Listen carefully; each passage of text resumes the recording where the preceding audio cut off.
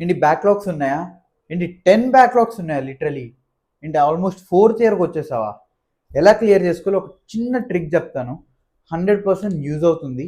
ఇది mostly backlogs ఉన్న వాళ్ళకి కాకుండా కొత్తగా జాయిన్ అవుతున్న వాళ్ళకైతే ఇంకా బాగా యూజ్ అవుతుంది. సో ట్రిక్ ఏంటి అంటే వెరీ సింపుల్. లెట్స్ కన్సిడర్ నువ్వు 10th ఉన్నప్పుడు కానీ 12th ఉన్నప్పుడు ఇంటర్మీడియట్లో ఉన్నప్పుడు కానీ నువ్వు మళ్ళీ 10th క్లాస్ బుక్ ఓపెన్ చేయి, ఆ ఎగ్జామ్ రాయొద్దు కానీ అంటే నువ్వు ఓపెన్ చేసి చదవగలుగుతావా? No right. అలాగని నువ్వు బీటెక్ వచ్చాక నీ intermediate 2A 2B exams open చేసి రాయి, లోకస్ అంటే ఏంటో చెప్పు అంటే నువ్వు చెప్పగలుగుతావా? లేదు.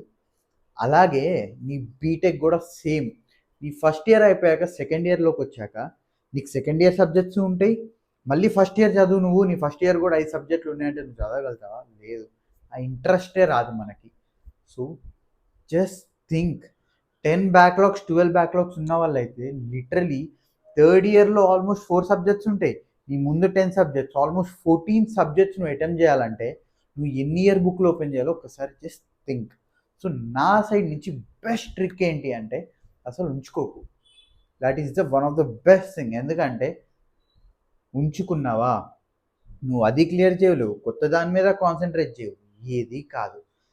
పొరపాటున నీ ఫోర్త్ ఇయర్ అయిపోయి ఇంకా నీ సబ్జెక్ట్స్ మిగిలి ఉన్నాయా, దాన్ని ఇట్ గోన్ ఇక కష్టమే. I tell you why in the next short. Have a great day. Bye.